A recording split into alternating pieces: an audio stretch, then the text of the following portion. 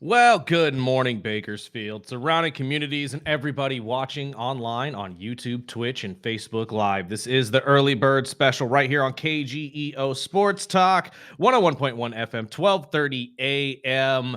I'm Chris Burdick. That is Sparky. Sparky, good morning, my friend. Good morning. Let them know what they're in for. Oh, we got a jam-packed show today, and I'm not even playing. We've got, we'll run down sports headlines. I've got, the big dumper is back. I will just say the big dumper was back, and it was a beautiful thing.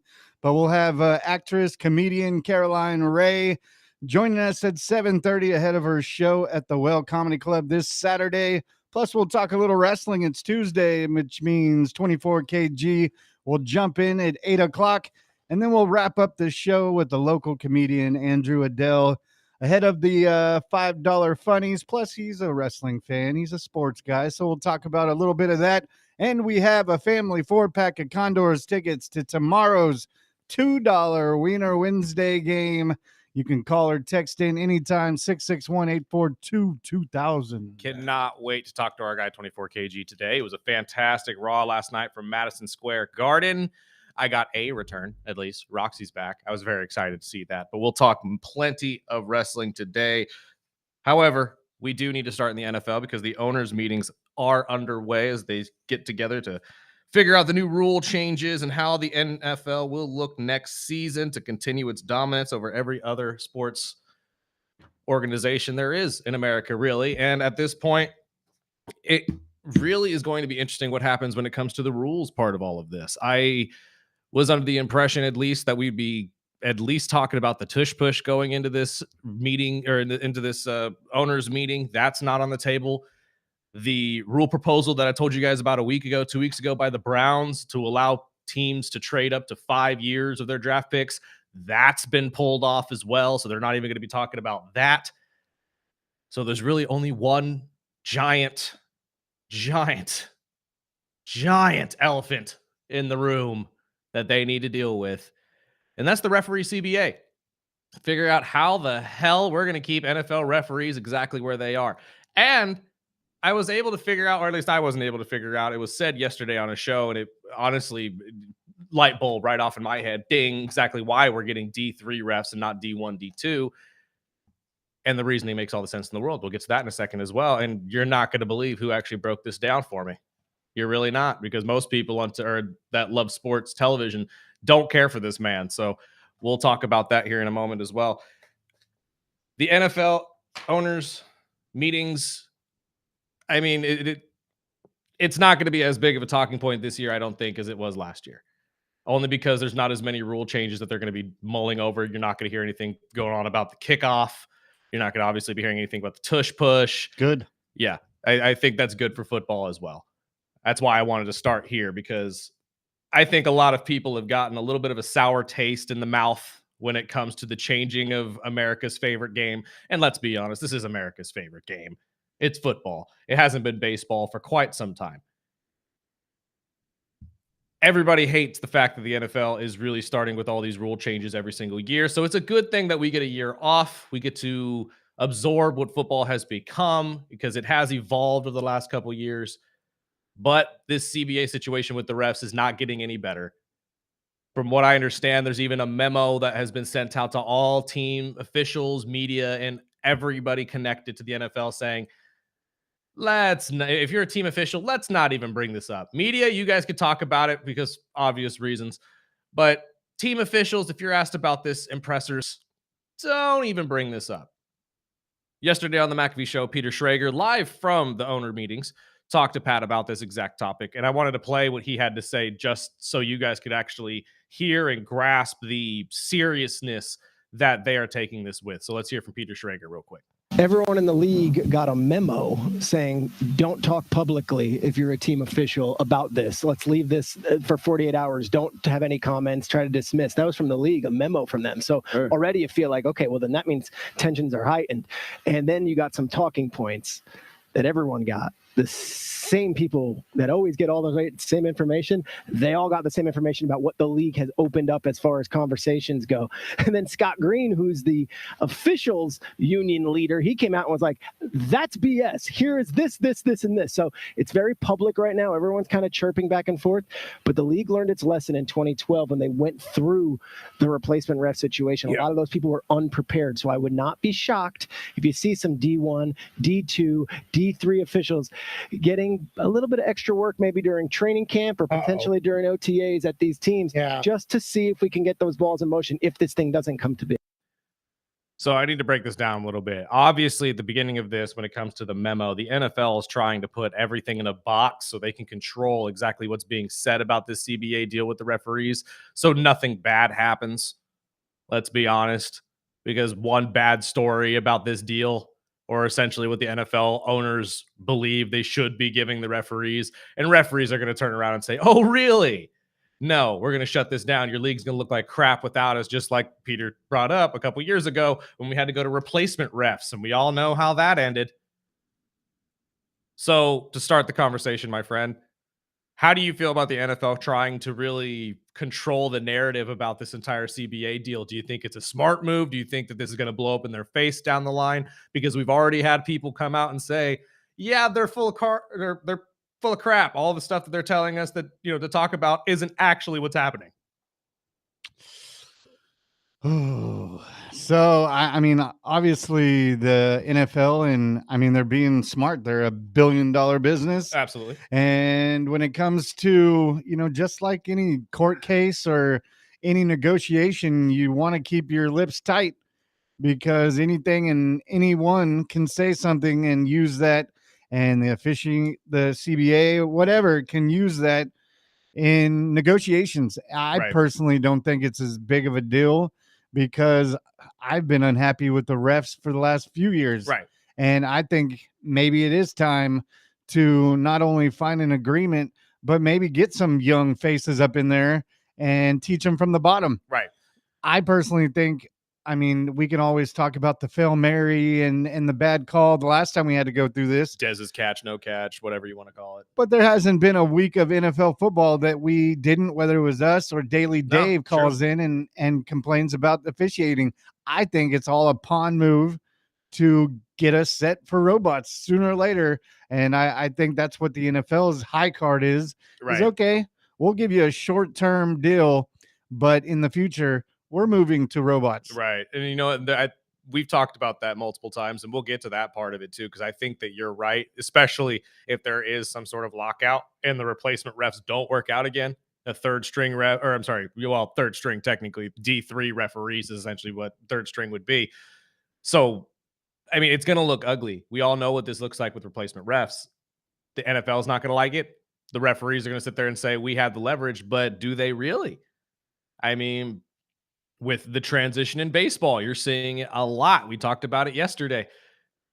The automatic balls and strikes, although the umpires don't like it, it's keeping you guys honest, and it's good for the game. It really is. I'm sorry. I know a lot of traditionalists saying it's awful. It's not sustainable. It's good for the game. It really is. And now that you've brought it in, no way in hell, especially with how successful batters have been, are they going to want it removed? It's like what you said yesterday. It's like an autocorrect. Exactly. Why wouldn't we have spell check? Yeah, why wouldn't we have it? Exactly.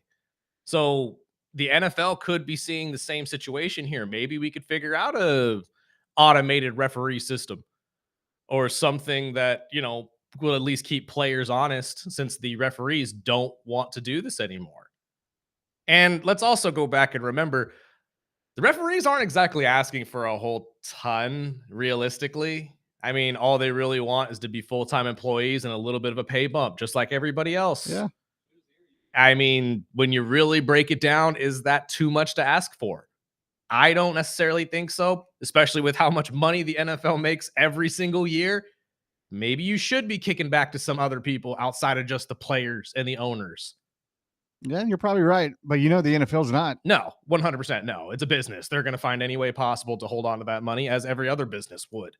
That's why I don't necessarily blame them. But at the same time, that's why I also feel like this deal is just the cat and mouse, that playing chicken for it is just dumb. They're not asking for too much, especially with the company that you are, so pay them.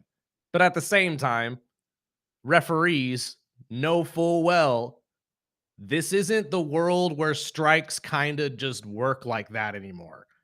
There are avenues and ways for people to make your job obsolete nowadays.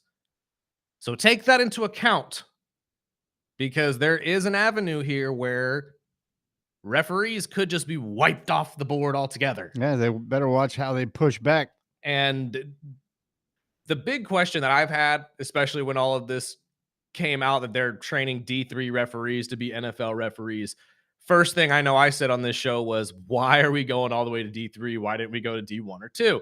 And you heard Peter Schrager at the end of that bite reference that he believes that D1, 2, and 3 referees will be called to, just kind of start seeing what that looks like. Pat McAfee brought up a really good point, and we're going to play the bite right now. It's not going to be D1 and D2 referees. It's not. Because take it this way. If you're a D1, D2 referee, what's a promotion to you? The NFL. The NFL level would essentially be a promotion. So would a D1, D2 referee coming over and filling those spots of NFL referees not technically be somebody kind of just taking a step over the picket line? Let's hear from Pat McAfee real quick as they explain it a little bit more in depth. Not actual D1 or D2 refs, though. No? It would not be. This would be the D3 in high school. Because none of the D1 refs think those still going to make the NFL, so they're not going to piss off the refs. interesting. Yeah, you got to remember that. Oh, yeah, you're right. Yeah, they're not going to. Anybody that thinks they're going to be able to make it to the NFL as a ref will not do it because they don't want to scab. They're crossing the picket line like the 87 NFL draft. That's real, yeah. Sure. Yeah, that's a real thing. Think about that. Yeah, that's why. Do you know? I haven't thought of that. Do you know how I know? St. Falco. Because I was in I was in the league whenever the last ones happened. 2011. And these had no idea what they were doing, like clearly. And I had a couple chatters, with a couple of them, just like, hey, how do we get? They were usually like high school gym teacher. How do we get? Yeah. Literally, how do we get here? And they're like, well, to be honest, I know I'm not reffing in the NFL, so I wasn't really prepared to kind of ruffle the feather. You're right. It's a breeding ground. The college game. They take the best college officials and they bring them to the NFL. That's a great point. You don't want to be a scab. You don't want to have that on your resume. Yeah, and all those refs are there for 100 years, which is a part of the thing that the NFL wants to change. Is like, hey, you don't just get a job and keep it forever. Not a Supreme Court justice. Yeah, if you suck, you need to be fired. Yeah. I think it's being part of, now granted, the NFL Ref Association can come out and say, we do fire people. It's like, I don't think so. Yeah. It's the same problem as MLB baseball. The unions for the referees don't allow these refs to be fired, even if they're terrible at their jobs or just choose to take it unseriously. But Pat breaks down a very good point. They're not going to call D1, D2 referees because that's essentially calling for someone to take over a job, which is going to cause even more issues. Yeah, which would blow up in your face if once the deal's done. 100%. And that, honestly, I'm much like Peter Schrager. I said, I didn't even think about that. But that's absolutely exactly why they're going straight to D3 and high school referees, because they have I shouldn't say they have no chance, but the high likelihood of them keeping that job down to the floor. Absolutely to the floor. Do you think that we get a CBA deal done before the league starts? Oh, yeah. You think all this is just, again, a I game think of chicken? It is definitely a game of chicken. And I like I said, I think the rest will get what they want, probably in just like if you were bidding on something. I'm sure they're bidding high, and hopefully they meet in the middle. And I think the NFL knows their long-term deal, that, they're probably real close, a couple years away from full-time robots. And I mean, wasn't one of the main things this year is to be able to challenge a no call? Mm-hmm. And that is something that we've talked about here on the show. I just think it's not even if they're bad. I just think it's the evolution of the sport and what is available. And the refs, I mean, I'll back them up because they do a hell of a job. They have to travel all over the world now that it's international. But it's like you said, that their job is going to be obsolete here shortly. Oh yeah. So you might as well jump on while you can. Or at least just meet in the middle, like you said. I think the NFL is not asking for anything, unruly when they say that they just want to be able to, I don't know, fire you if you suck at your job and hire somebody else. Mm-hmm. Sorry. I know MLB umpires are super embarrassed by the ABS and stuff like that and are afraid. Honestly, I think they're just afraid their job's about to get questioned.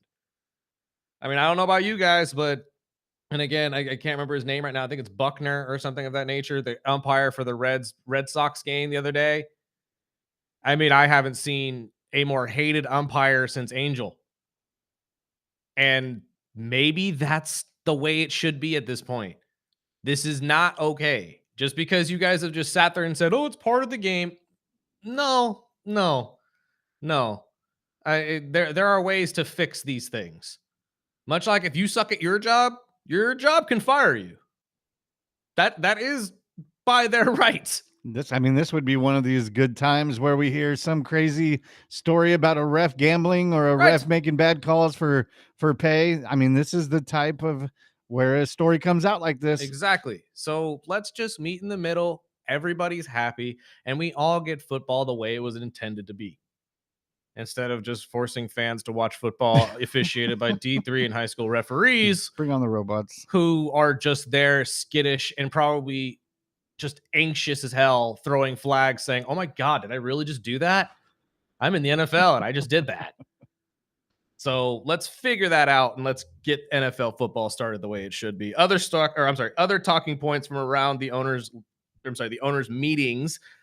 First and foremost, the Giants are considering a reunion with wide receiver Odell Beckham Jr. This is what new head coach John Harbaugh had to say about that.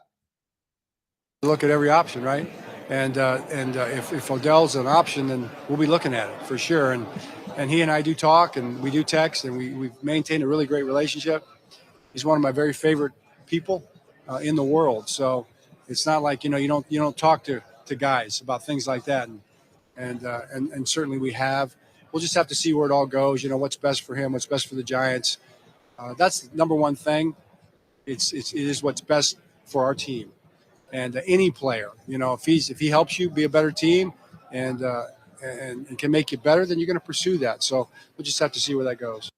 Odell going back to the Giants would be a fantastic story for the Giants, especially to start out the year, and might actually be a pretty solid veteran for guys like Malik Neighbors to learn from. But that wide receiver room has gotten very, very roomy lately. I'm sorry, not roomy, crowded lately. They picked up Darren Mooney. I mean, I know you lost Wan'Dale Robinson, but you picked up other pieces. He might not see a lot of playing time, even if he is picked up. But do you think this is a good move by the Giants? Yeah, I mean, you got to check under tires and see. I mean, it could be just a good body camp, right? I mean, a camp body. I mean, I remember the last time he was on the field, he was in Miami, and it was not good to watch. But I mean, he has played with Harbaugh in the past. Yes, I think it'll be a good fit. But like you said, that's a crowded wide receiver room. And of course, Harbaugh giving us the coach saying, we're going to pick up the best option we can. And I don't think it pans out where he actually makes the active 53, but it might be a good story for a camp body. I feel like he makes the active 53 just from namesake alone. And again, because he'd be a good veteran to some of these younger guys. I just don't think you see him play very much. I not that he can't. I'm sure he could probably outplay a lot of these guys, but you have to remember as well, he is dealing with a lot of lower leg injuries in his career. And two, we also have to see what goes on with this whole PED suspension that he still has to serve, which I believe was 4 games, if I'm not mistaken, somewhere in that area. So yeah, that's why I just don't think it'll be a panned out deal. Right. So if anybody was going to do it, it'll be Harbaugh, but right. I just don't see it. He's getting old. He's got some injury concerns, and he's dealing with the suspension. Right. I feel like the Giants are probably the only team that would give him that opportunity, just because obviously what he meant to the team when he was there for his short amount of time. But I don't know. I think this story is a feel-good story. It really is. And you're right. Maybe it's just a camp body to give him something to do for the next couple months.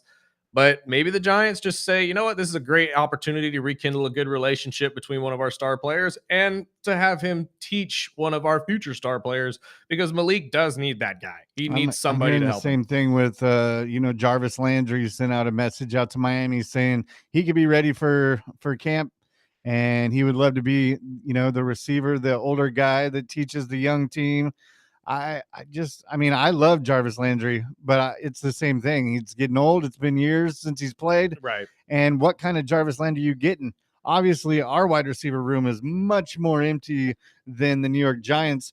And I've even heard Odell Beckham after the flag football game saying, I want to come back. I wish him the best because he at his prime, he was a hell of a receiver. I just don't know if that time is gone. We have to see.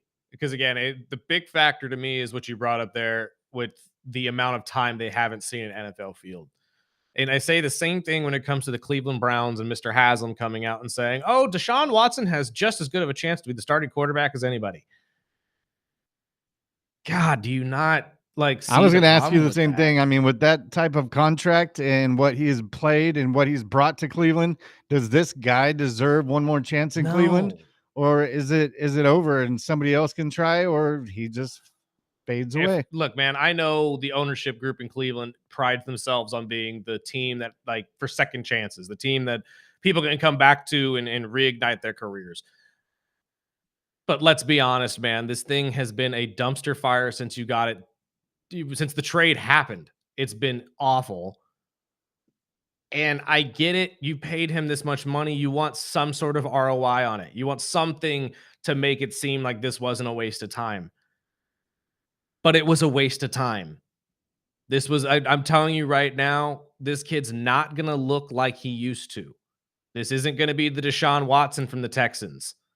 We did get to see him as the starting quarterback for the Browns for a little bit there, and he looked awful. Yeah.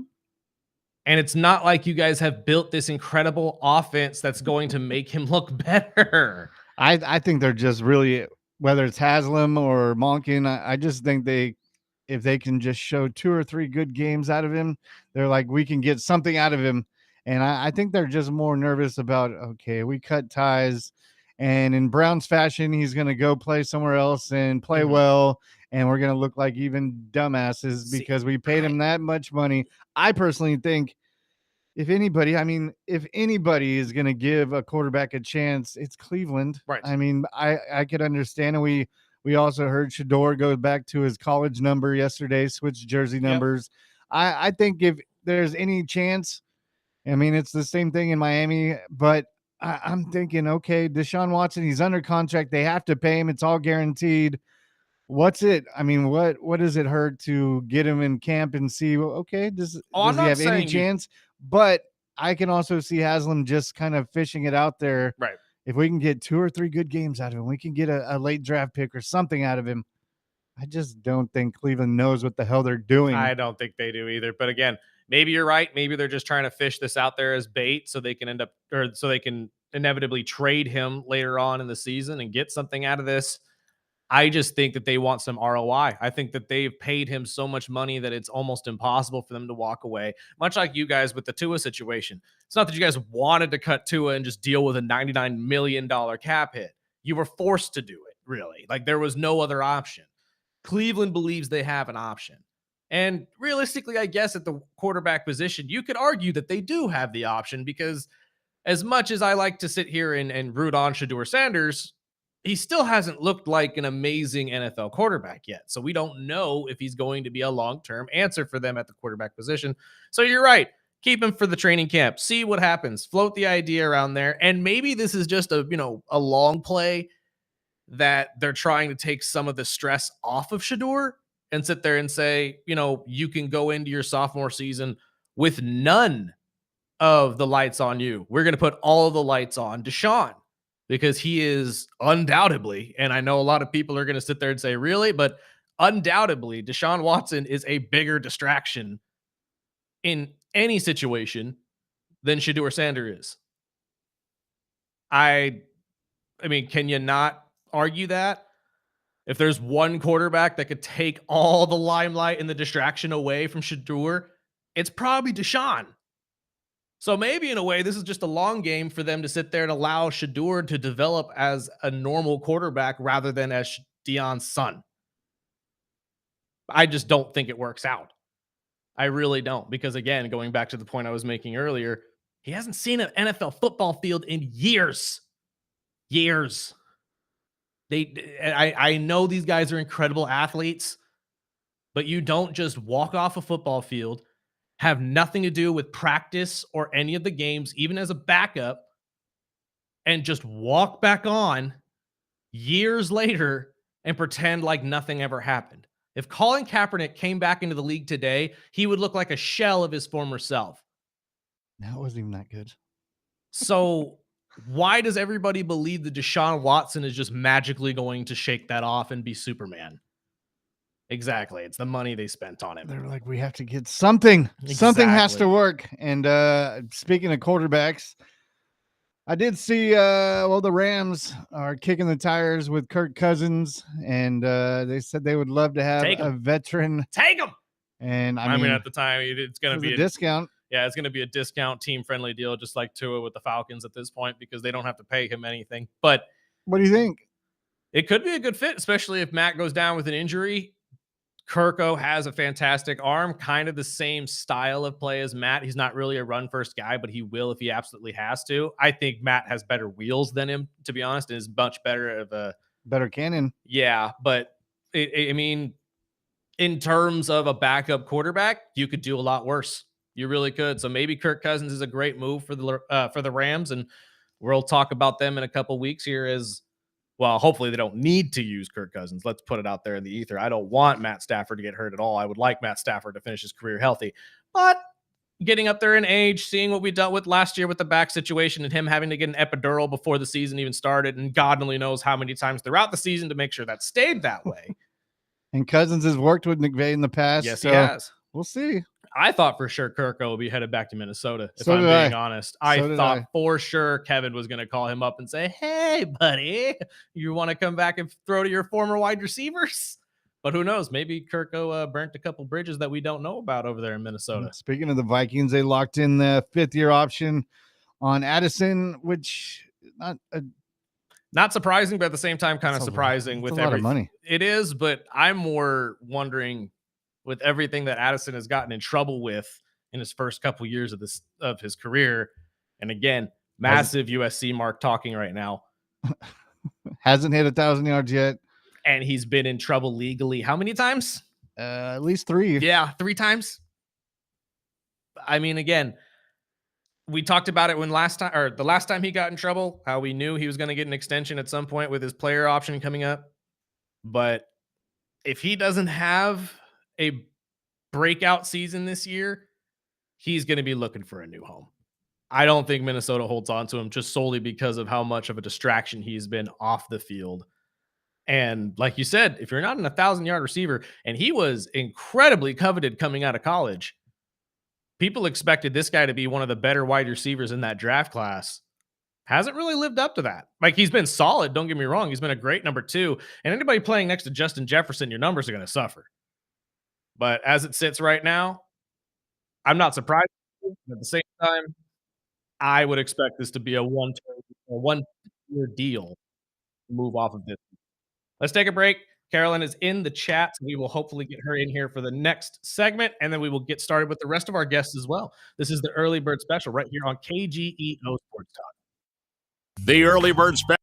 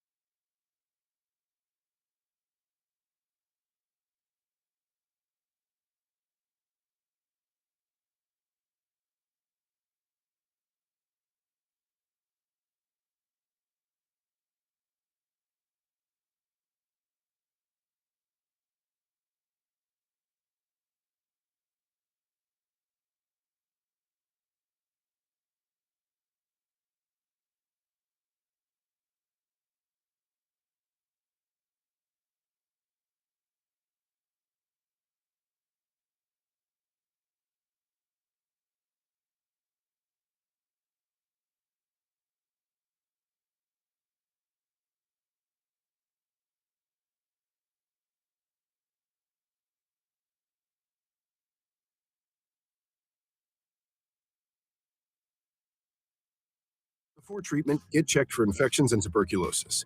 Tell your doctor about any flu-like symptoms or vaccines. Liver problems leading to hospitalization may occur when treated for Crohn's or ulcerative colitis. Control is everything to me. Ask your doctor about Skyrizi, the #1 prescribed biologic in Crohn's and ulcerative colitis combined. Learn more at skyrizi.com or 1-866-SKY.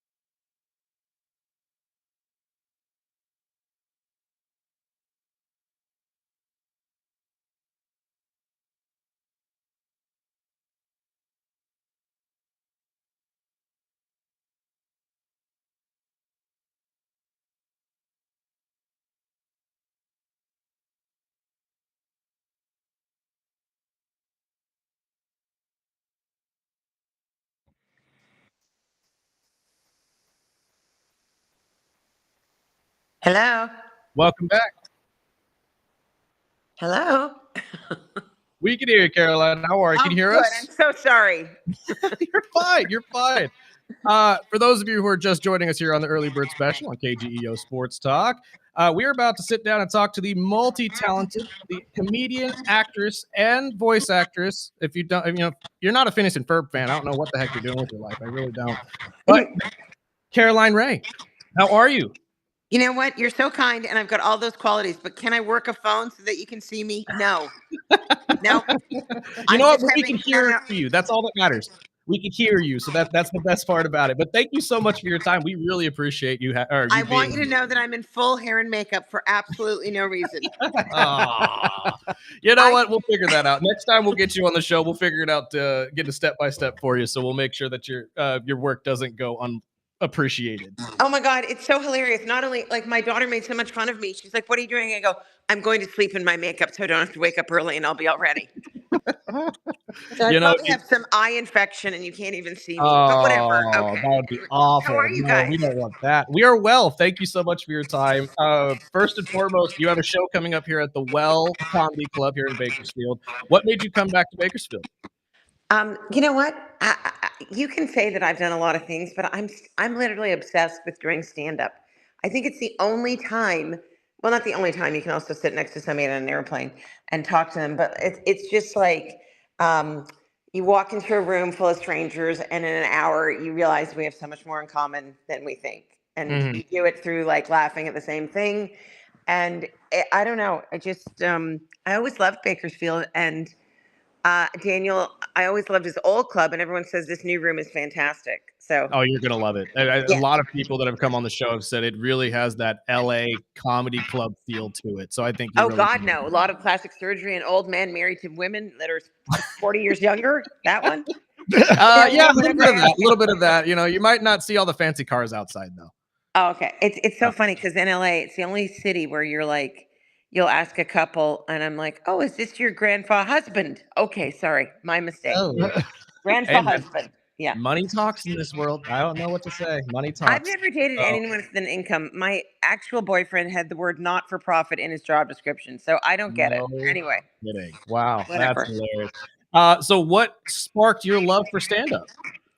It's all like, you know what? It's like um I was born in the 1870s. That's what it feels like. And I grew up with a lot of 70s television.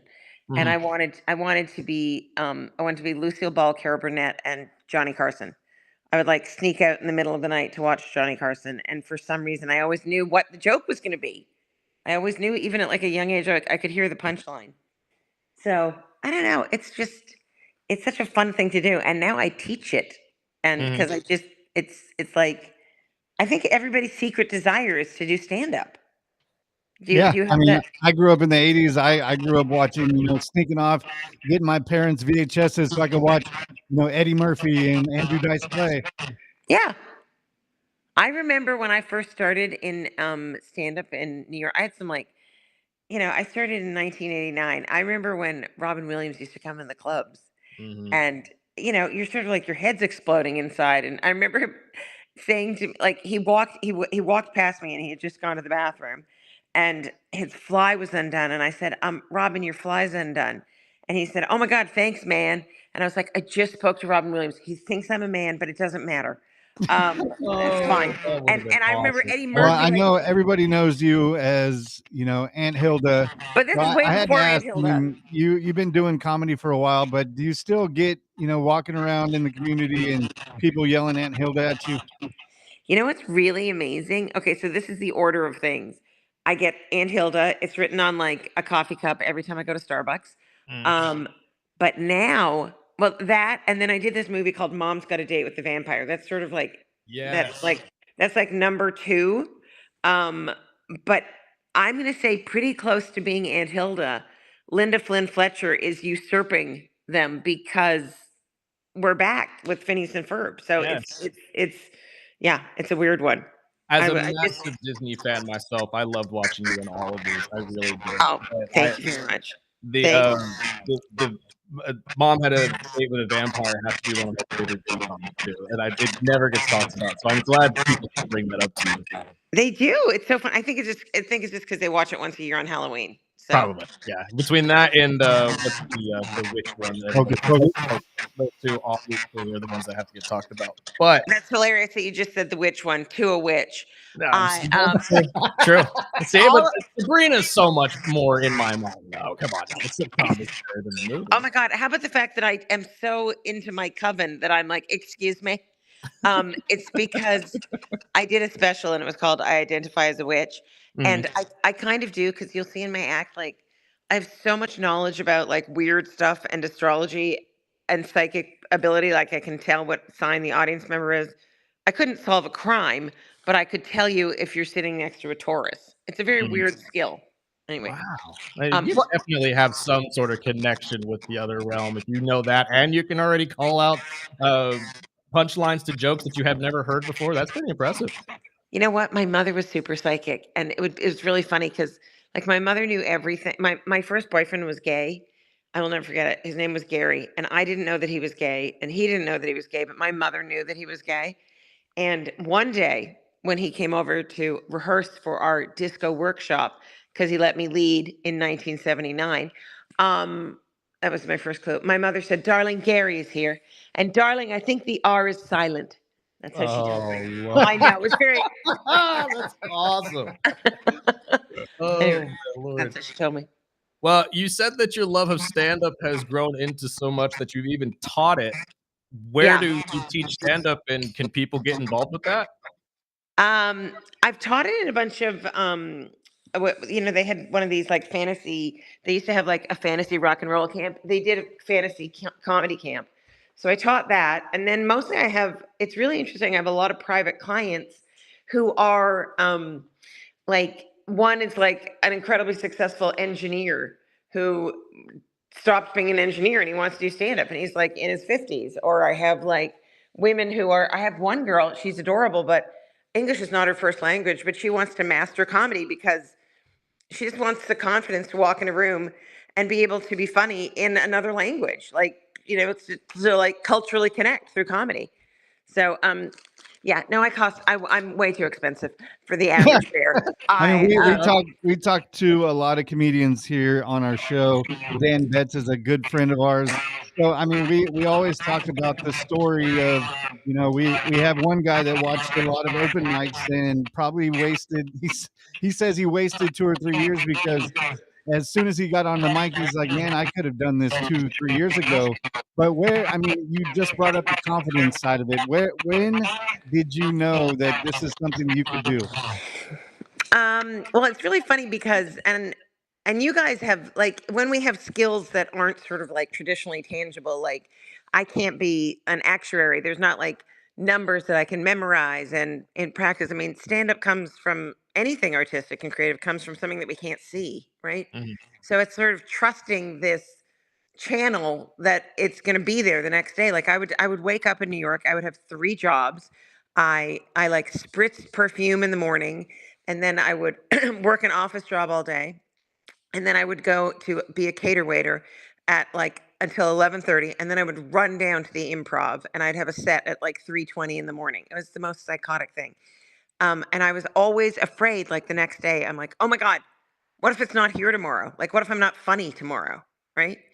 So Mhm. like it's like trusting something, and then it is really practice. It's like confidence. It's one of the few things like stand up really needs to be rehearsed. You have to be spontaneous, but the more you do it, like I probably have 4 hours, maybe 5 hours of material in my head all the time from doing it for so long. And Wow. then I just trust that it's going to come out in the right place. You know what I mean? It's Mhm. I don't know. I can't really explain it because it's a weird thing. But I will tell you this: if you want to do comedy, this is my like my 30-second thing. If you think you can be a comedian, obviously you're funny. So start writing. And if you have been funny, what is the story that you always tell when you're on a date or your best friend or when you're at a family reunion? What's the story that everyone goes, oh, tell that story. Tell the one about whatever. That's generally your first 5 minutes of material. And it's just like my first 5 minutes was about the fact that when my mother swam, she never got her hair wet. And I Mm. just did like an impression of her, how she'd be like, darling, girls, don't splash me. I've just had my hair done. And of course now I've become her.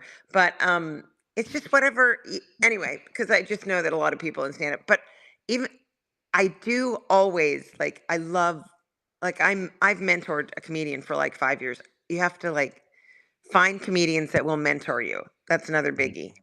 So I know like someone reached out to me. I can't remember his name from Bakersfield, and he's like, "I'd love to jump on your show," and I'm like, "Yeah, absolutely. Got to support." That is awesome that you give back that way too. And so I'm very curious just because you brought it up and obviously you have a deep love of this, but who was the initial, was it just Carson or was there anybody else that was your inspiration for this? It was really Johnny Carson. It was Carson. Yeah. It was really, really Johnny Carson. I also love Jack Benny. And then of course I loved Joan Rivers. You know, Mhm. I mean, you look back at some old stuff of Joan, like it's unbelievable what she was doing, way ahead of the time. But Joan employs the rule that I think is so important. Like, if you're going to be a dirty comedian, you have to be funnier than you are dirty. If you're going to Right. be mean, you still have to be way funnier than you are mean. You have to like this sounds very like spiritual, but like you never want to bring color to somebody's like face. You never want to make them blush. That's sort of like a karmic rule. Like if you shame somebody if I was in a comedy club and I made somebody blush, I'd be like not that blush, but like that kind of like when you get yelled at when you're little Yeah, and you, your you face shy away a little bit. right, your Yeah. face would flush, you know? Yeah. Like that's a big test. Like never do that in comedy. You can like I will tease everybody. Not tease, but like I like playing with the audience. I like engaging, but I also want it to feel like we're all on the same side. I'm sorry, I Mhm. don't know why I'm giving a lecture on my comedy. I just No, you're fine. Honestly, I love it. I was actually just about to ask my next question is if somebody hasn't seen your stand up at all, what is it like? And obviously you've said that it's a lot of, you like to interact with people. So is it a lot of crowd work? my show is like an improvisational dinner party. That's what it is. Like Nice. I want your energy. Like I'm it's I remember when I wanted to like I wasn't this is when I wanted to have a baby and I have a baby, but I was thinking like I was just gonna have a baby with this friend of mine, and I said, I would like to possibly have a baby. Do you think I could borrow a small amount of baby maker? And but it would be I'd probably need like a tablespoon, and it would be my baby. Mhm. And he said, well, no, because it would be our baby. And I said, well, if I made a cake and I only needed one A little bit last of sugar. teaspoon of vanilla, is it your cake? Is it my cake? And he's like, there's only 2 ingredients in the cake. Okay. So in comedy, the other ingredient is the audience to make the good cake. Wow. I would fail my SATs with that metaphor so badly. I'm on the track with you. I completely get it. That's You awesome. follow? Okay. I'm following you 100%. Well, Caroline, you'll be out at the Well Comedy Club this Saturday night. Tickets are going fast. Go get them. TheWellComedyClub.com. My last question for you is, when you're doing, stand up and you've done TV and what is the difference that you see from the comedy world from the 70s, the Carson days, the Joan Rivers days, compared to what kind of comedy we get, in 2026? Oh my God, you're so funny. That's like the longest question. You're like, in our last Right? 5 seconds, Right. please recite the encyclopedia from Yeah. 1984 under the letter K. What? That was the year I was born. Oh, 1984? That's Yeah, funny. he just turned 14 the other day too. I know. You know what? I dated someone that was younger than me. Nothing makes you feel older than when the younger person is old. You're like, wait a minute. Okay. Well, this is what I always say to people. If you know me from Sabrina, I've Mhm. been a comedian for so long. I just want to tell you that it will be like finding out that your kindergarten teacher is a stripper. Because it's so I don't know, it's so entirely different. I feel safe that AI will never be able to take over my career because it's organic improvisational. Yes. Um, and even though you do all that, like right now I'm on a drama and my character just got diagnosed with something terrible. And people have come up to me at my comedy shows. They're like, I'm so sorry about the diagnosis. I'm like, it's a character. All of those are characters. This is the only real thing that I'm doing is comedy. I don't know if I answered your question properly. I'm sorry. Well, that's perfect. That's absolutely perfect. I was already pumped about the show Saturday, but go get your tickets at thewellcomedyclub.com. I got one more thing I do have to ask you, Caroline, before we let you go. You have worked with Disney for 125 a pounds. long Sorry. time in various different roles. Is there any crazy Disney story that you could share with us and our listeners? Is there a crazy Disney story? Oh my God, I have so many. You're so funny. It's next time. And I want you to know that all I've been doing is looking at the logo of like your show because I can't get onto the camera with my full We're hair gonna and fix this makeup. next time. Eventually next time you come to Bakersfield, we're gonna get you in studio so we don't have to worry about that. Do you know what I do for punishment with my 17-year-old? I make her stand beside me as I try and figure out things on my phone. And she's not allowed to help me for 60 seconds. And I swear it is torture for her. Oh Lord. That's Okay. awesome. You know what? I'm going to have to think of it I have so many. God. A lot to do with the cat. I just think it's so funny how many times, like, if I ever thought, like God said, Caroline, you're going to have a fantastic life. A lot of it will be spent with strangers coming up to you and asking you if the cat was real on Sabrina. Salem. And I'm like, the cat spoke French and drove a car. Seriously, it looked like an alcoholic rabbit wearing a hairpiece in a bad movie. What Anyway. did that look like from an actor's perspective, though? Seeing the animatronic cat have some of the best jokes throughout the entire show. Well, first of all, it was annoying as hell because I'm like, and that's the button to the scene. No, the cat has it. What? And then no, it's funny. You know what? I love cats so much, but I had this sort of antagonistic relationship with the character. It's funny. Like at first, you're like, "Oh my gosh, I'm talking to a puppet," and then you realize, "Oh my gosh, we're not even filming, and I'm still talking to the puppet." I think that cat is real. Oh, that is fantastic. I was supposed to have dinner with Melissa and Zelda and Harvey last night, and I had to cancel at the last minute. So I know. How often do you guys get together? I see them pretty fair. Beth and I did a movie together for Hallmark a year and a half ago. Um, yeah, we still, you know what? We were on that show together for so long. We sort of just fall into, and you want to feel really 100 years old? This Sure, is why not? the 30th anniversary of that show premiering. I'm not gonna lie to you, Carolyn. I'm 32, so knowing that is actually kind of weird that that show has been alive about as long as I have. Oh my So God. I want you to know that my career is older than you. yeah, no, 100%. That happens more often than you think. Just me. So I am all for it. 32, by the way, is the best age. Did you just turn 32? I turned 32 last year. I'll turn 33 this year. I have enjoyed every second of it, though. I will Yeah, not lie. 32 is like, because you're out of that thing called Saturn's return where your life settles in. I love that. 32 was so fun. I'm having the best time of my life, and thank you for joining us. This has been a Thank you so fantastic. much I'm so sorry that I wasn't able to see your No, little no, no. faces. Again, no need to apologize. Next time you Okay. come to Bakersfield, let us know. We would love to have you in studio, and we can do this in person. Okay, great. All right. Thank Fantastic. you. Thank you for your time, Carolyn. We really appreciate you. And if you Thank you guys so want some tickets, just call or text in right now to 661-842-2000. Betts was able to send over a couple pairs of tickets. We Attaboy, got Danny. you. Go see Caroline this Saturday night at the Well Comedy Club. I might have to steal a couple of those. I'm not going to lie. That was fantastic. Love that Caroline was able to join us. Apologies that the video couldn't work. We were, this happens more often than people realize. And it's not Caroline's fault at all. I blame this system. I really do. At some point, we're going to upgrade to something better. I apologize. But we have to take a break and we can upgrade to something better on the other side. We got our guy 24KG coming in, talk all things wrestling. That'll be fun, obviously.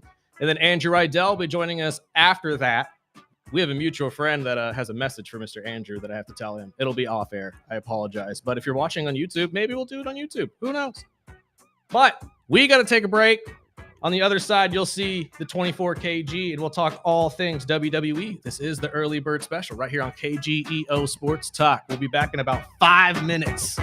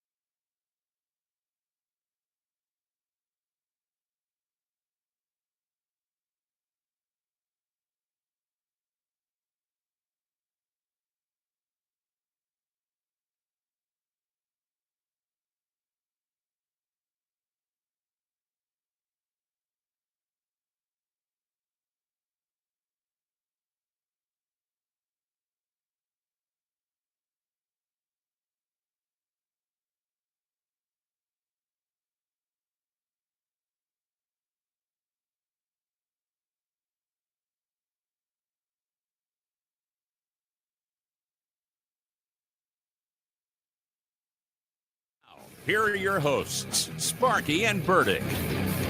I'm shrinking. Welcome back. Apologies. This is the Early Bird Special right here on KGEO Sports Talk, 101.1 FM, 1230 AM. And I forgot to mention this at the top of the show, but it is our 1-year anniversary today.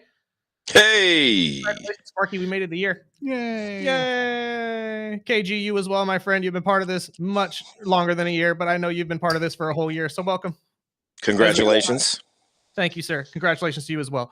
We got to talk wrestling on the radio for a whole freaking year. Yeah, It's crazy. That's crazy. It is crazy that they haven't shut us down yet. That is crazy. But it's time to talk WWE as Raw was live in Madison Square Garden last night. We are 2 weeks away from WrestleMania 42 in Las Vegas. They're brewing right now. I mean, I was just telling Sparky, I did not expect them to actually drop the tag belts off the Usos, who got a brand new intro song yesterday, by the way. Don't know if anybody caught that. How do you feel about that? I hated it. I'm not Def gonna Rebel. lie, I hated it. I mean, like, don't get me wrong, it's rougher, it's tougher. You can definitely tell they're headed for more of a heel run right now, and I think that's on purpose because they need to. They got to stop Jay's music. You can't be a heel. They got to break up the yeet. Yeah, you can't be yeeting if you're a heel. So, which actually, if you notice, haven't done that the last couple weeks. We have not had a yeet session in. I think it's going on a month. I want to say we've been Almost a month. So I think somebody out there has a no yeet countdown calendar, and every day that goes by, they're just checking the X off. Like, thank God we didn't get another yeet. But yes, you're right, Chris. We can see the heel tendencies starting to form within Jey Uso specifically. But yeah, I think it's a great change up. Can I tell you what I think is formulating for their match though at WrestleMania? Because I'm seeing it in the writing on the wall here. They don't have a celebrity match yet. Aisho has been at least part of the WWE for a little bit now. He's wanted to get back in the ring. He's been training to get back in the ring. It makes it seem to me that we're going to get the Usos and LA Knight against the Vision and Aisho, and the Vision and Aisho they might win. Yeah, it's looking that way. You know, WWE always has some type of celebrity appearance or match every year at WrestleMania. They did mention a little Gronk after party, so I noticed that too. Just okay. I was like, all right, we're gonna see him. That too. We're gonna see him. Oh God, what did they call it? The Gronk Mania? Or Gronk Beach. Gronk Beach. That's right. They've also got the Kill Tony party that weekend. You know, out there with the comics, they gather together. Televise this time. Are we going to get the roast and they're actually going to televise it? Because I am so disappointed we missed out. Well, I'm surprised with as much as WWE monetizes everything that they can. No, they legitimately. I've heard so many officials from the WWE that were there that night. That I'm surprised. Paul Heyman's segment alone, you can't televise it. You just can't. It's too raunchy. There's nothing a part of that you'd be able to televise.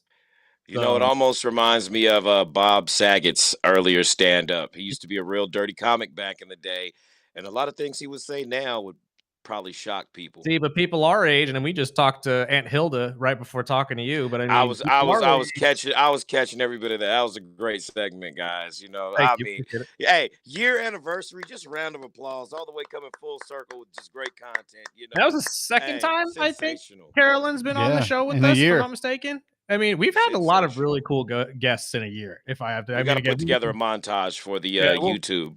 We'll talk more about it at the end of the show after we talk to Andrew Idell. Look at us. We're just glowing. We're just glowing, basking in success. And I'm just going to bring it up because I know it's probably the last thing we wanted to talk about or at the end of this segment. But that whole CM Punk segment to wrap up Raw was just disgusting to me. I just cannot stand CM Punk, man. I cannot stand that guy. Oh, man. Hey, look, it's too early for to have me laughing like this. But, hey, a lot of people felt the same way. Especially, you know, we had that surprise Gunther segment come in, which we kind of expected, seeing as how the Brock Lesnar match has taken shape.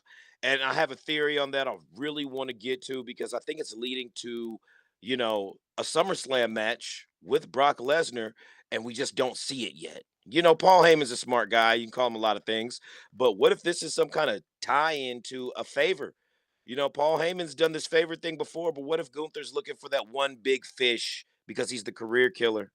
And we get this match with Brock Lesnar, Gunther, SummerSlam.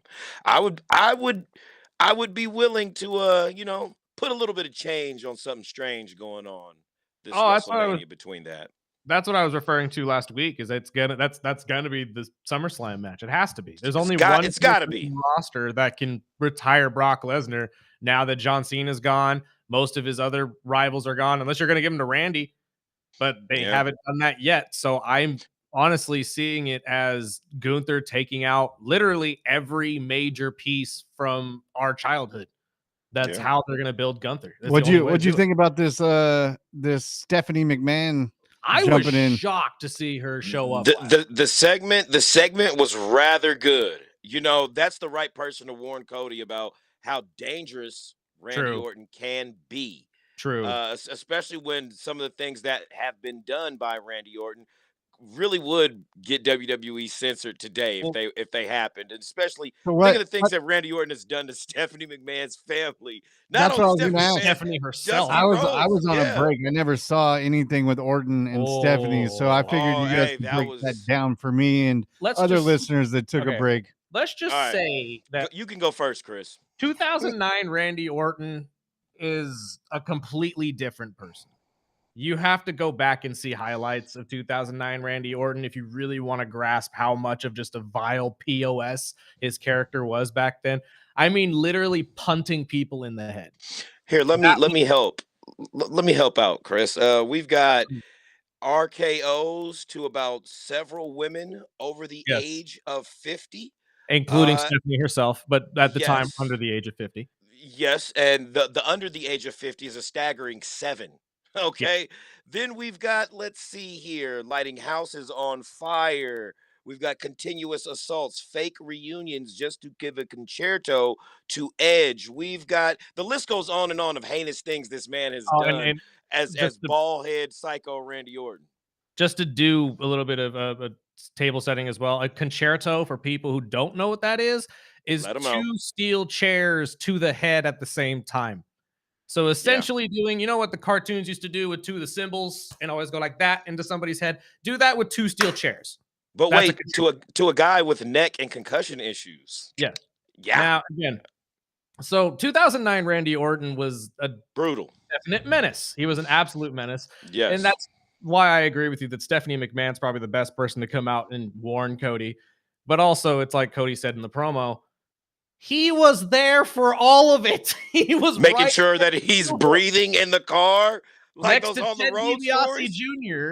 It was the 3 of them running roughshod through everybody, and trust me, they felt it. They were part of the mashup as well. So Cody knows all too well what the heck is going to happen here. Children of privilege. Yes, children of privilege, absolutely. And we'll get to Ted DiBiase at the end of this segment too, because I forgot to bring that up to you last week. That is quite the case. But at the end of all of this is going to end up being probably one of the more brutal matches. But I wanted to float something at you guys that I heard on Busted Open from Tommy Dreamer. He believes that we may see a Vince McMahon return at WrestleMania for this match specifically, and that Randy was actually on the phone with Vince. And then that will lead to either Vince coming down and helping one of these 2 men win the championship. Do you think that is possible? I don't, because of just the standing that where Vince is right now and how TKO wants to stay as far away from him as possible. But there are rumors that he's trying to buy back in through TKO. So maybe that's all just not. Your guys' thoughts on this? Well, as they say in the WWE, never say never. And if they allow Brock the Freaky Lesnar Viking guy to come back with all that stuff he's got going on, allegations be damned. I think $1 is $1, and that's what they're driven by. So if Vince McMahon is going to generate money for these low ticket sales, for these overpriced ticket sales that people have been complaining and barking about for weeks on end, months on end now, I wouldn't be surprised. I would say no. Common sense would tell me hell no. But those hell no's in WWE kind of go with some glass shattering behind them and somebody giving me a hell yeah. So anything can happen, is what I'm saying. But also, in light of that, it also gives us answers to the desperation that WWE might be seeking, seeing as how they've got John Cena, who's fresh off of retirement. We haven't even gotten a chance to miss John Cena. He's already True. coming back to host WrestleMania to help these dwindling ticket sales with 2 weeks prior. 2 weeks, still Which not they've sold out. dropped tickets to what, about $170? I saw something like that for nosebleeders now. So they're definitely trying to peddle If these. I had the Yeah. money, I'd be there. Honestly, I Yeah. would. And then I you got to feel for those people who bought tickets earlier. You got a guy seen online that paid what, $4,400 for 4 Yep. tickets or something like that. There are exactly people. what I said 3 weeks ago. I was Yeah, like, there I are want you guys, people. I'm livid. Yeah, there are people who have paid up to $8,000 now just to see these tickets reduced down to the mere hundreds that feel some type of way. But hey, that's how it goes. The card is always subject to change, and so are ticket prices, folks. And also, to be fair, if you are a long-term wrestling fan or a wrestling fan of indie like area, tickets are always the cheapest day of the show. Yeah. Yeah. They And you don't- got they to think about the never people sell that are out. flying in there to Vegas that necessarily don't want to fly by the seat of the pants, so to speak, Right. by just coming into town and showing up to a venue that might or might not have tickets. I think, for one, you will get a resurgence in the local population in areas surrounding states just driving in for it, to do a turnaround that day. That's no problem, day 1 or 2. Right. But the bigger thing that I'm really looking at, as far as, because the match card is now finally cooking. I wish we could have got some of this same booking for these shows prior, but sometimes you can tell when WWE is just coming They're up with just it ready to as go. they go, because we've seen so many different circumstances happen with match pivots between injuries. Speaking of injuries, before I go any further, it looks like Braun Breaker still might not be cleared. There are So hoping rumors he that got he was returned. at Raw, that he was at the PC, but under further evaluation has been deemed that he's still not physically cleared, which to me kind of sounds like a smoke show. This guy could be ready. We could have some kind of interference, because who wins between Seth and Gunther? This is something right there that I could honestly see people being maybe teed off about, because it's going to end with some shenanigans. Well, and it wouldn't surprise me too if Braun comes in and takes both of them out, because they That have would be a awesome. long history between Braun and Gunther down in the NXT level. Before we get into that, though, Sparky, your thoughts on Vincent possibly joining the WrestleMania card? So It many would layers. be the biggest pop we've seen in You a think so? long, That's what Tommy long said time. too. Tommy Yeah. said, he said if Vince McMahon shows up at WrestleMania, it could be one of the biggest pops of all time. Bring it. I don't know though. Like, are we really about to see probably the longest long game of Vince McMahon's life, where he got kicked out of his own company and And this somehow will works start his way back into it? Vince versus Triple H type Can thing. you imagine the storyline for that? Even if they just brought him back in a character capacity, he has no influence over that, but in a character capacity, and they pitted Vince versus Triple H, new versus old. It Okay. would be the ultimate storyline in WWE Hold on. right now. Hold on. We're taking it a step further. Why just leave it at Vince versus Triple H? Why don't we throw Sean in this too? Let's have Jesus. Survivor Series 2026, 2027, whichever year you want to do it. Sean obviously has NXT. Triple H gets Raw. Or no, Triple H gets SmackDown. We'll give him SmackDown, and Vince gets Raw. Winner, full control of the entire company. We're just fantasy booking like video game, like my GM mode right now. I'm just saying it's about as viable as him showing up at WrestleMania. If he shows up at WrestleMania, there's no reason it's for nothing. He's coming back. I agree. It was the same thing with Seth last night. Yes, There's exactly. the reason they were popping, because they needed another match. I think they booked two more matches last night. Again, Yes, indeed. They're, like he said, they're filling out this entire WrestleMania card nicely. I hope and pray that women's tag match is not on it. I was just about to go into that, Chris. I hope it's delegated to at least SmackDown and the Andre the SmackDown Giant before Battle WrestleMania. Memorial. I'm completely fine with it. But whoever is booking the women's division right now, you need to join Road Dogg.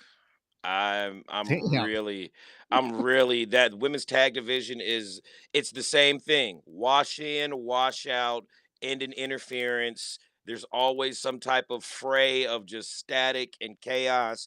And And some of these women deserve time on television, is what I'm saying, to flush out an entire match and let this build. You know, right. we're getting the same thing every week, and it's getting obvious, and we're a little too close to WrestleMania for them to be running, tornado tag matches or whatever you want to call it. I think it's Uh, coming. yeah, I it's definitely has to. coming. Yeah, And honestly, I keep thinking it's kind of proving my theory wrong from a couple weeks ago that just because you have a whole bunch of big names in a match, it doesn't mean it's going to save the card. And true. this is really showing that because how many more big names do you need to save this? I mean, outside of what, two of these women, they're all very, very, very well known wrestlers in the WWE. And that still doesn't help. I mean, you have Charlotte Flair, you have Alexa Bliss, you have Nia Jax, you have both of the Bella twins and Bailey, and nothing is hitting. Not a Mhm. piece of this is working for me.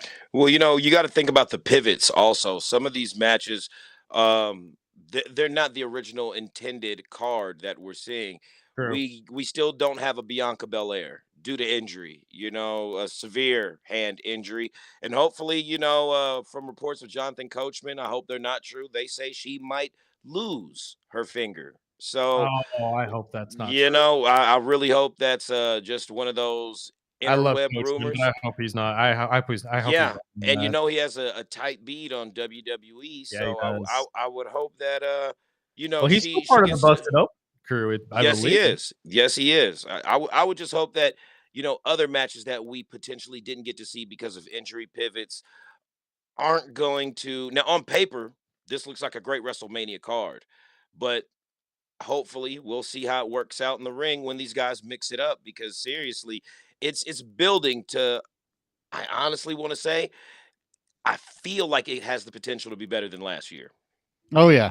Oh yeah. And I think there's so. some great matches.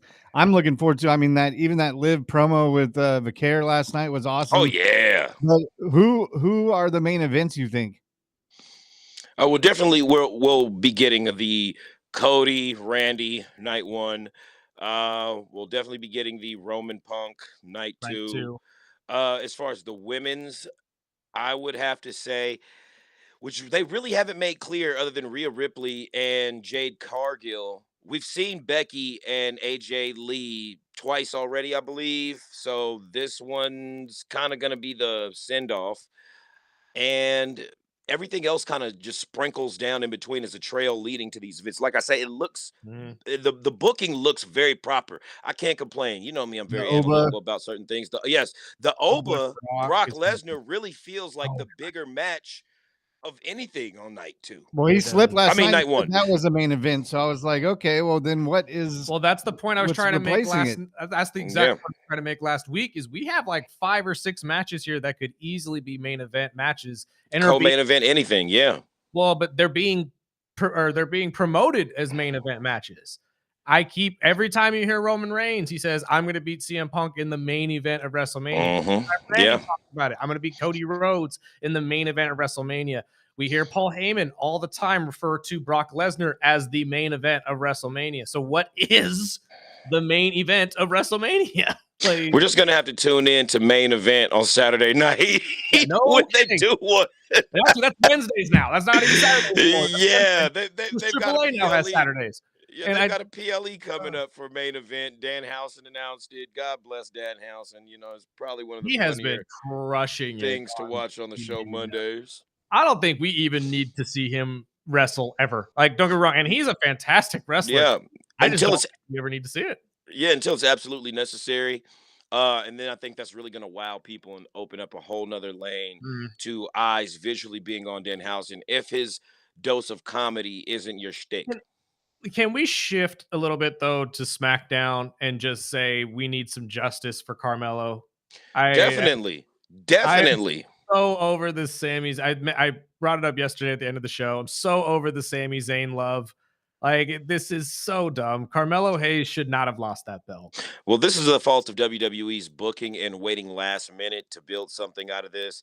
I think it's going to lead to at least a triple threat. I don't see I Carmelo hope just so. getting whooshed out of If the WrestleMania US title picture, because he's had a string of matches this year that you could literally consider him like wrestler of the year. Oh yeah. The bangers he's put on with Dragonoff and everybody in that mid card division have put a spotlight on that US title, which really just warmed it up for Trick Williams. And honestly, they've got some history there that you can exploit out through the rest Mhm. of the year in a back and forth feud. Well, you And can I make the think, four-way, put Ilya in there as well. The three of them have worked together yeah, many times and are yeah. fantastic in the ring together. And I think really what we're looking at is a graduating class of NXT generals that have really been just blowing people out of the water with the match caliber that they've been presenting. From Ilya's run when he returned with the US title to Carmelo snatching it off of him. Now Sammy Hayes through hooker by Sami Zayn through hooker by crook. What he did to Carmelo Hayes was I'm not gonna say dastardly, but it's about time we see Sammy's character start taking advantage and not be so trumped up on the moral high ground of doing the right thing because I'm Sami Zayn. I like seeing little dirty, grimy Sammy, little I greaseball moves that he's pulling off I right don't like now. seeing Sammy at all. I'm not Yeah, a huge Sammy fan at the he, moment. hey, The whining is what's ruining it for me. he's been, how can I say, an player for whatever role they need him in, which can backfire on you. Saying Right. yes to everything, being willing to, just get in whatever situation. Work with S- whoever you need to. Yeah, and sometimes being a workhorse can backfire on you because you genuinely want to like somebody sometimes, and when you have too much of them on your screen, the crying, the whining, the how come I'm never Well, this and that, you start to look can I at it like, hey, whoever's booking this guy really isn't doing him can I justice. We float should have something at had you, though? something happen Because for him already. it happened. I was thinking about it on Friday while I was watching this, and I'm continuously thinking about it on Monday as I see the Usos continue this heel run that they're going to be jumping on here. What's the likelihood that we get the bloodline back? Like the whole bloodline, including The Sami Zayn the and all of percentage them. is getting higher every Think about week, I would have to say. With Sami Zayn WrestleMania though, I don't ends, know. but hear me out, because Sammy's going on this rough, tough heel run too. He could easily jump in as the US champ. What would be the likelihood that not only the twins come out to help Roman win that belt off of Punk, but Sammy? What if Uh, Sammy comes out and you have all four of them? Because I'm assuming this is going to boil down to the Usos getting a rematch for those tag belts. We end WrestleMania night 2 with all four of them with gold around their waist, hoisting it up as the fireworks go off and the bloodline's back. That would be the perfect visual. Chris, you cooked on that one. I would have to say, I would love to see it. But also, this could lead into Solo being kicked out of the MFTs because That's what I was just Also, going to say. yeah, that's what they're kind absolutely. of hinting right now. And if we could get all the original bloodline in there, I You think might as honestly, well. Get you the might as Tongas. well. You don't You even, know, you could have the Eh, Tongas lead the MFTs. You really don't need Solo to do that. yeah. I I I genuinely believe that the end of night 2 of WrestleMania, we could be seeing all of the original bloodline back together. And that might have been the plan from the get-go. This Triple H loves the slow burn and misdirection. I wouldn't be surprised, but also I would be thrilled to see this kind of temporarily put some nostalgia back on the screen from an era that we all really like to watch during that whole Bloodline era, but just done a different way. As we see, we've got Jay Uso calling shots Right. like just ruthlessly right now. Roman flipping out, and hey, even the segment last night with CM Punk mocking Roman Reigns with the European chant. Hey, one thing I did laugh, I mean, hard on, bro. I had to stop myself right now from saying what I want to say. But when Phil said, "Now who's old now, mother," and I Mhm. lost it. It reminded me of some Samuel L. Jackson quotes. But yeah, CM Punk pushing the narrative of who's old now was really something that I'm glad they reminded us of kind of why they're bickering and beefing other than the history that they have. Because to Mhm. a casual viewer, you just tune in and see CM Punk giving somebody a shield bomb through a table. you're like, yo, whose uncle drank too many beers in the garage? That's Right. literally what it looked like. Looked like somebody's uncles were fighting. So I dug it because you got to keep upping the intensity every week. But where do we go from here? They're giving us bits and pieces of this match along the way without trying to, give away too much. And that's what's happening. Go ahead, Without Spark. spoiling it. Yeah. It's got to end with Roman winning that belt. That's the Got only to. thing that makes sense to me. Got to, man. I think the same thing with Becky. I think Becky finally beats AJ and gets the Yeah. title, and I think both of them. But I am just so sick of CM Punk's run, and I know. And I was going to ask you guys the same question with when it comes back to Oba and Brock. Who do you think pulls that one out?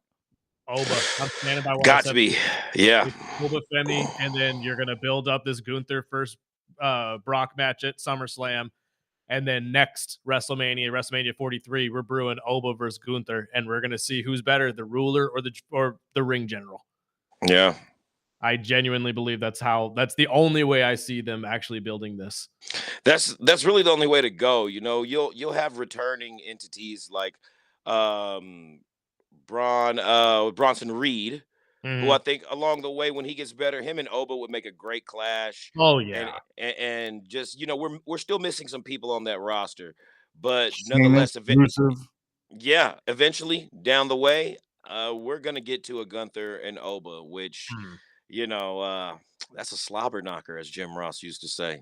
dude, I'm telling you, and we posted that on our Instagram and TikTok. If you're not following us, go follow us on TikTok as well. And we got a couple people that chime back at our conversation about this last week with a couple, big man versus big man rivalries that I wasn't thinking of. Kane and Undertaker, I'll give you. But one that I got thrown out that I had to laugh at was Kane and Big Show. I was like, I think that happened. Don't get me wrong. That was a fantastic match, but I think it happened one time. As Big E used to say, I don't want any 5-star classics. Exactly. I think the Undertaker and Giant Gonzalez. Big man busting meat. But I'm telling you, dude, this could be the next true giant versus giant rivalry that the WWE can lean on for decades.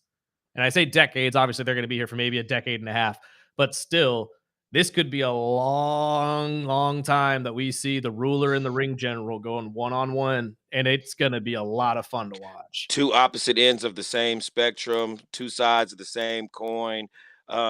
These two behemoths who literally run through their competition eventually have to run into each other. If we have to make a prediction right now, who's going to be the bigger superstar at the end of their career? Gunther or Oba? Oh, yeah, definitely. Definitely. I don't know, dude. The accolades that Gunther's already built up in his career, but nobody respects it. When you think about it, nobody respects it. It's still too fresh. It's still too young. Maybe 10 years from now, they'll exalt it and really hold it up to like, wow, that's crazy that they gave him that much to retire Goldberg, AJ Styles, and John Cena within the span of a year. But as far as that and what's yet to come, I don't want to say it's being overhyped.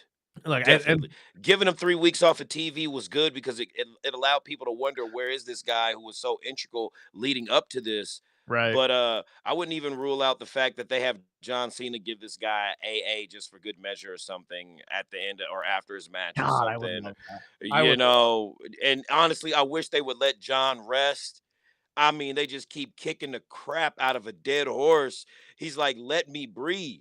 He's on the set of a movie and he's having to cut this promo. He still works for the company, brother. He's an actor. He's a legend. Yes. And what's the term he gave him though? It was spokesperson, but it's an actual name for a spokesperson. I know what you mean. Escapes me too right now, but an ambassador for the ambassador. Company. Thank you. He's the ambassador to the company. But it's like, come on, man. He ain't even been gone 3 months. True. Hey, let's let the man. They gave AJ the retirement right out of the gate. I'm telling you, there's something that's gonna happen at that Hall of Fame ceremony. I hope they kick something was gonna happen. I hope they kick the crap out of Gunther.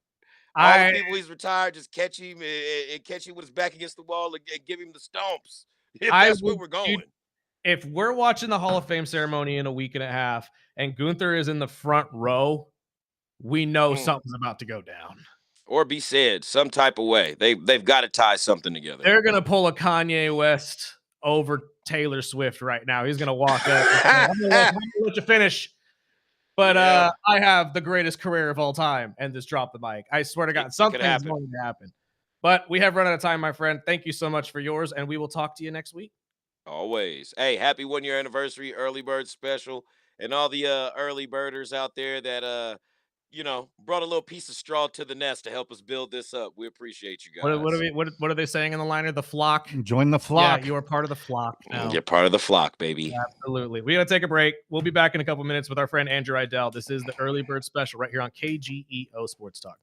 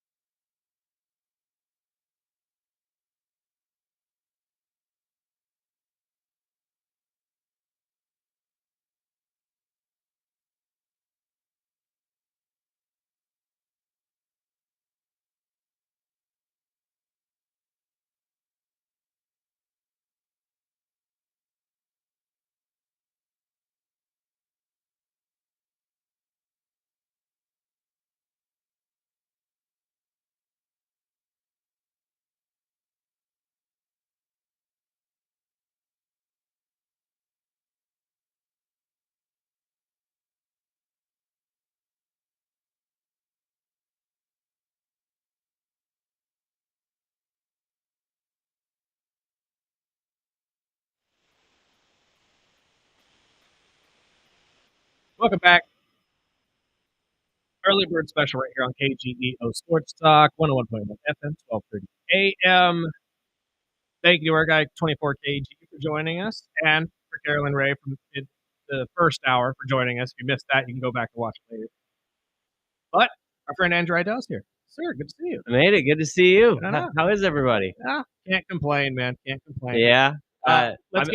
I'm just glad I get to headline a show that Caroline Ray's on. So it's true. It's absolutely true. it's an honor. Let's start with that because Yeah. $5 Funnies is coming on Friday, right? Yes. We have $5 funnies. I believe it's 9 comics at the Well Comedy Club this Friday. And if you haven't been to the Well, like, it is gorgeous. It's a beautiful place. We are so lucky to have the Well in town. And 9 comics from up and coming people to touring headliners. There's really good comics. I've heard like who's on the show. It's going to be really good. Can you name drop anybody? John Hacker's on the show. Fantastic. Love John. And John Hacker, I truly believe John Hacker might be the funniest guy in town. He was great when we had him on the show. Oh, he's always awesome too. At any comedy show I've seen him at. Him, Boydston, obviously. You know, I think Boydston's on this one too. I can't remember. Nathaniel Webb is always is hilarious. I just ran into him downtown, just randomly walking, eating an apple, and I'm like, "What are you doing, dude?" Yeah. Why is that the most on-brand thing I've heard about Nathaniel Webb on my life? I was at the Well Comedy Club last week watching a show, and Nathaniel walks in and just hands me a stick that he found outside. See, that's totally him too. And we just talked to his co-host from the weekday show, Weekday show, which hopefully will be coming back. David May. You guys have so many incredible just comedians that come in and out of the Well. It's awesome. Dude. Yeah, it's such a. We were talking about like we're weird cast of characters. We hit a lot of different demographics, and there's a lot of talent in town, which is cool. Like that's why something like $5 funnies is cool, because it allows the city to come in, see the club, not have to pay a premium price, but they also get to see the talent that exists here in town. Right. So they can trust when there's like other shows that don't have a national headliner coming. Right. I mean, Caroline Ray's gonna bring the house down. But if you want to come down to $5 funnies, it's going to be a lot of fun. And talk about that too, because we have a lot of people that come on and talk about the open mics that are free. Yeah. Obviously. This is a different kind of show though, right? This isn't an open mic where you're going to be seeing the guy going up and just testing out material. Yeah, and that's the cool thing. Like the open mics have been awesome. A lot of times it's like for free, you get to see like 36 comedians. Right. It's crazy. But a lot of times, a lot of guys are working on material. The last open mic I did at the Well, I did 100% new jokes, and you're kind of getting data from the crowd at that point. But when it's a booked show like it is this Friday for $5, you can see it's worked out material. Nobody's going to be trying out like absolutely new stuff there. I mean, somebody might have like an opening line that comes to the top of their head or something because they're a good comic and they know how to work the room, but like it's going to be established material from local comics that know what they're doing. So it's going to be a lot of fun. I can't wait. How long are you guys' sets? Just 5 to 7. So it's going to be pretty snappy. At least I don't know if they're giving like somebody at the end longer or something. I'm not sure how that's going to be set up, but overall though, it's going to be about an hour show roughly. Yeah, it's going to be pretty rapid. And you can, like I said, the two biggest things are seeing the local talent and seeing the club, understanding what the Well Comedy Club is, because we are super lucky to have it here in Bakersfield. It's a premium, true. Like when I went and saw, I went to see, because I go to like every show there. Sam Tripoli and Eddie Bravo were here, and I heard Sam Tripoli talking to Dan, the owner, and he said people could film specials here. Oh yeah. Like that's how pretty it has this club that is. ambiance to it. It really does feel like, well, one, it's smaller still, so it's a little bit more intimate. But at the same time, you feel like you're in LA. I mean, this feels like something just more professional. Yeah, that's the thing. And you don't have to get up for your food. You don't have to get up for your drinks. There's no distractions. It's a dark room. The ceilings are low enough. Like it is just, you can tell it was built by somebody who knows comedy.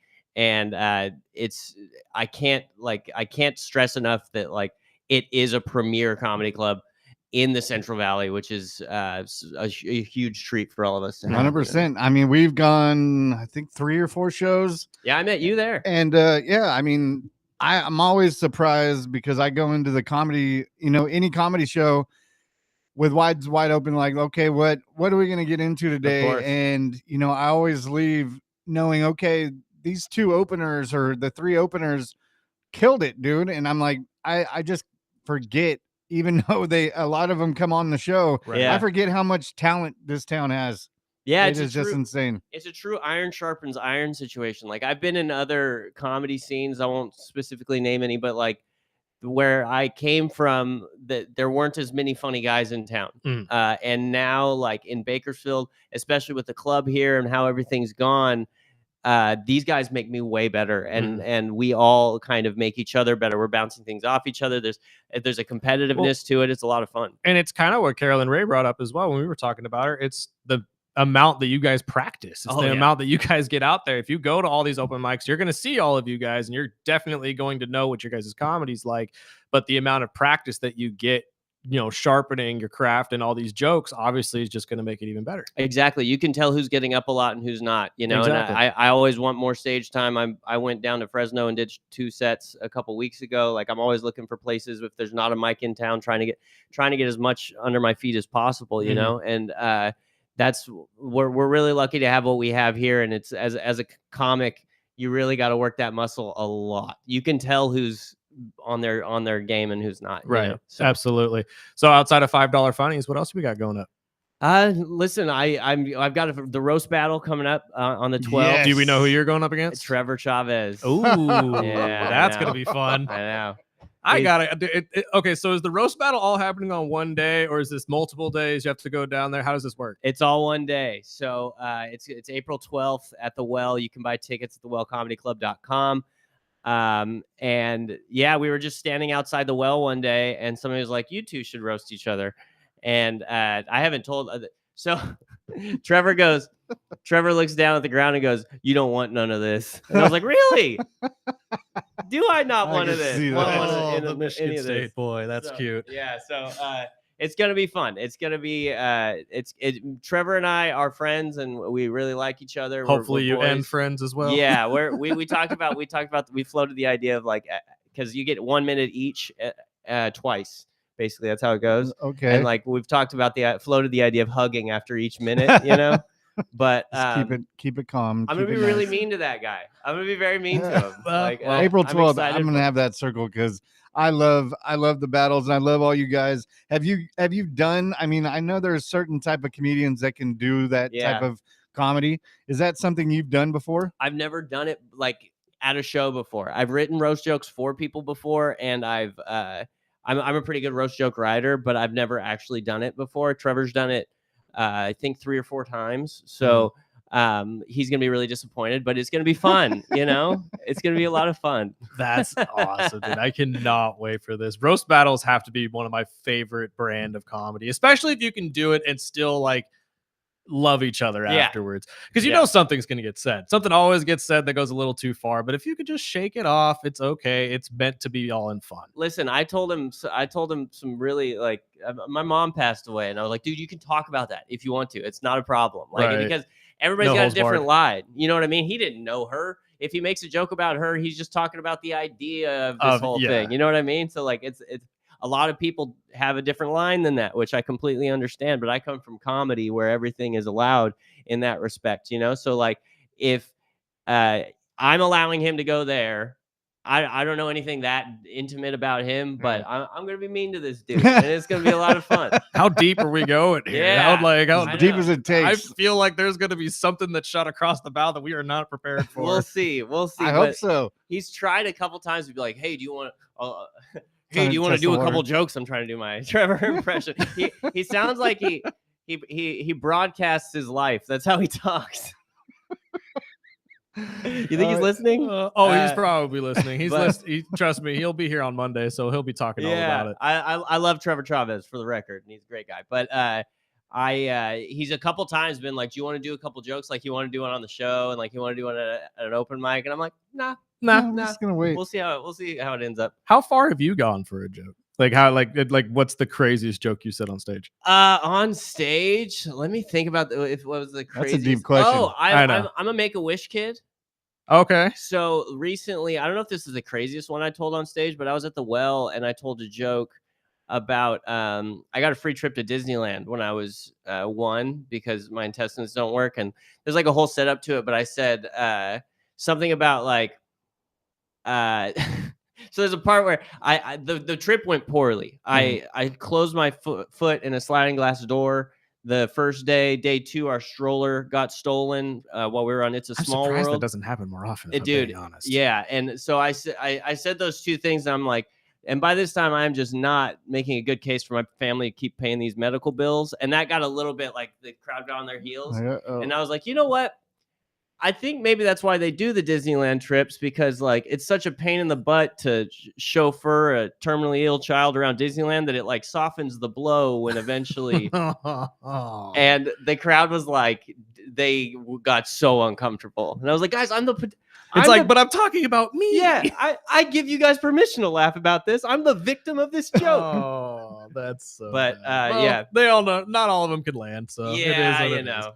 Well, I think that's that line where they're like, I'm not sure if I can. Yeah, it's like, should I laugh at this? Am I a bad person if I laugh at this? And I'm the bad person that would be busting up laughing at it, and they're like, Sparky's the only one in the back corner just dying. I had friends, like, I told my friends about that. They're like, dude, that's funny. And I'm like, it doesn't matter if it's funny. You would see, they know. It matters if they laugh about it. Yeah, you know? they know because they have a little more insight on you. Exactly. Though, so that makes a lot more yeah, sense. so, and that's the thing. It's like, that's why we talked about the open mic. So, like, you try stuff at the open mic. So I was giving that a shot because I knew. I texted a friend before, and I was like, I've got a really uncomfortable joke I'm going to tell that I think is funny, but also like people probably won't feel the permission to laugh at it. So. Yeah, you need a dark humor room for that to actually land, unfortunately. Yeah.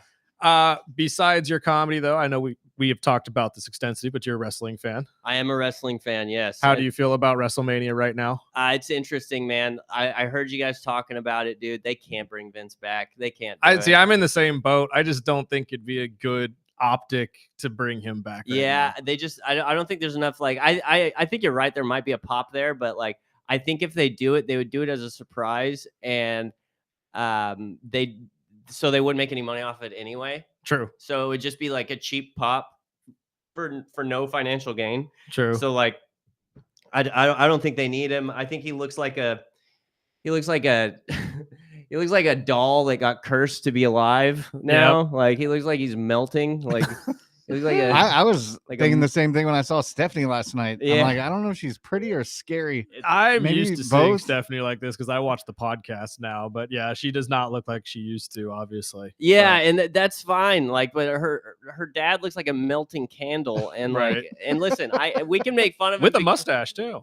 The mustache, the Vincent Price mustache is so that's weird. Clearly touched up with Just for Men. Yeah, like, I can't get over the hair dye. Yeah, like we watched you throughout the 90s have gray hair, and now you're trying to fool all of us with black. Like, really? Yeah. That's what we're going with. My podcast co-host joked that like every morning Vince's wife has to go put 1 drop of blood into an old tree, and then he wakes up and he can live another day. You know what I mean? God. Is there any certain matches that you're actually looking forward to, or maybe even a bust? I don't know, man. Like I haven't been paying attention too much. I love that they have Danhausen now. I'm with you. I'm so sick of CM Punk. Yes. I do not like. It's a growing thing now. He's just he's just. I know some people are gonna be mad at that. He's a fraud, man. Yep. Like the guy he's not Punk. I believe that he's straight edge because he's annoying. So yes, like exactly, it's very easy to believe. But like he's sold out in a lot of different ways. He's a pain in the butt everywhere he goes. Like there's you know, you can rely on death, taxes, and Phil Brooks not being happy about something, you know? Yeah, and like so I'm sick of that. I have a very actually you guys were talking about Gunther. I was at my gym on when was it? Like a couple years ago, and I'm on the cable machine and I'm curling, and I look to my left. WWE Intercontinental Champion Gunther is on the row machine next to me.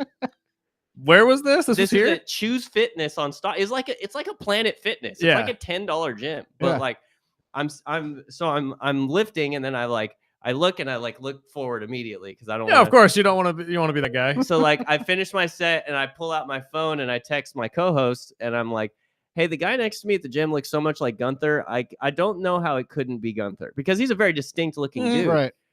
And so I'm like, why would Gunther be in Bakersfield? And I looked it up. They had a house show. Okay. So So Gunther this was during. I was wondering if this was during the house show. It was so weird, man. And I didn't say anything to him. Like one guy walked up to him, and like I was gonna. The one thing I wanted to do is I saw him on the he went on the treadmill at the end, and I wanted to just like walk by him and go like this, like I want your belt, you know. But he didn't. He never looked at me because he was trying not to look at anybody. But him and that Kaiser guy were there. Ludwig was there too. Yeah. Okay, that would have been really cool. Especially knowing now what Ludwig Kaiser is. But dude, he has grown so much with this El Grande Americano. Yeah, run. it's super cool. And Gunther is not as big in person as I thought he was gonna Really? be. Yeah, like he's a big dude, but like Kaiser was like a Adonis. He looks like a Greek god, you know. But look, Gunther just looks like a normal big dude. But he's strong, obviously. And there's just very funny little puny me next to the ring general. The ring. See, this is me. This is my mind. If I'm you and I see them working out, I like you leaving them alone. Yeah. Not touching it. Just gonna be like, dude, that's really cool. Maybe if I pass him by at the end when we're all leaving at the same time, sure. Yeah. But the minute he leaves from that row machine and they walk away far enough distance, I'm sitting down and seeing if I can do it. Just to see where he was at. And just be like, I'm seeing how strong this man is. The problem is, I know I can't. You know. I know I can't either, but I still want to test myself. Damn it! It's crazy though, because I've met one of my favorite football players, Ronnie Brown, years ago when he came to town for a Joey Porter football camp, and I'm standing next to him and I'm like, he's not that big. He's not that big. It's an interesting thing. No, Joey, for some reason, I thought the same thing when I was a kid. Like, you're expecting him to be a behemoth of a man. Yeah. No, he's a normal sized dude. Like, he's built. Don't get me wrong. He's a massive man in terms of his muscles, but like, he's really not as big as I thought he'd be. Yeah, it's always interesting because there are guys you meet and you're like, wow, that's way bigger. He's way bigger than I thought it was going to be. Shaq was way bigger than I ever thought he would be. DeAndre Hopkins looked like a Ninja Turtle. He had like muscles on top of muscles. I was like, and this Max is a Crosby, little wide honestly, receiver. Max was that bigger. too. Like, don't get me wrong. I assumed he would be a big individual, but Max Crosby was way bigger than I thought he would actually be. Yeah. It's crazy. Friday night funnies. $5 funnies on Friday night. And it is funny at the Well Comedy Club. Look at thewellcomedyclub.com. Get your $5 funny tickets. And April 12th, roast battle. Yes. You against Trevor. The murder of Trevor Chavez. Can I take video and put it up online? Is that allowed? No. Dang it. They're going to put some stuff up. Well, thank you guys for joining us. Join us back here tomorrow, 7 to 9. Andrew, appreciate your time, my friend. Absolutely. Happy 1 year, guys. Sparky, let's get out of here.